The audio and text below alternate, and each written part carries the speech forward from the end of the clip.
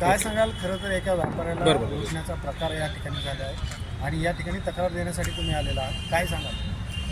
आज जो प्रकार ह्या बीड जिल्ह्यामध्ये आणि बीड शहरामध्ये दिनांक 24 रोजी आमचा एक मुंबईचा व्यापारी येथे व्यापार करण्यासाठी आला होता. पण आजसुद्धा बीडच्या पोलीस लोकांनी हे सिद्ध करून दाखवलं की हा बीड खरोखरच बिहार आहे आणि बीडचं जे नाव खराब झालेलं आहे आणि बीडला जे बिहार म्हणून संबोधलं जातं, तर ह्याच्यामध्ये प्रामुख्याने ह्या पोलीस डिपार्टमेंटच्या काही खाकी वर्दीतील गुंड लोक आहेत.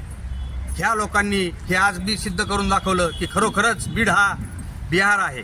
आमच्या एका प्रतिष्ठित व्यापाऱ्याला व्यापार करण्यासाठी आला असता त्याला त्याच्याकडून 4 लाख रुपये असा त्याच्यावर दरोडा टाकला ह्या पोलीस लोकांनी आणि ह्या आमच्या व्यापाऱ्याकडून 4 लाख रुपये लुटल्याचा प्रकार आज दिनांक 24 रोजी विशाल लॉज ह्या ठिकाणी हा घडलेला आहे.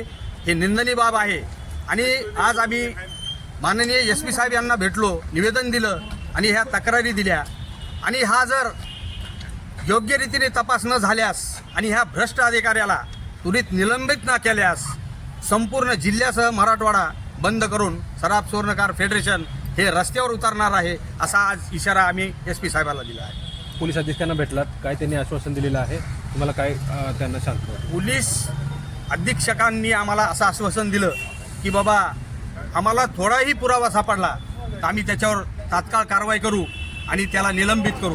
आता आमची अशी मागणी आहे की ह्या भ्रष्ट अधिकाऱ्याला नुसतं निलंबित करून चालणार नाही की अशा ह्या लोकांनी बीडचा बिहार केला, अशा लोकांना बीड जिल्ह्याच्या बाहेर फेका आणि ह्यांना बडतर्फ करा अशी आम्ही त्यांना मागणी केलेली आहे आणि त्यांनी ते आश्वासन आम्हाला दिलेलं आहे.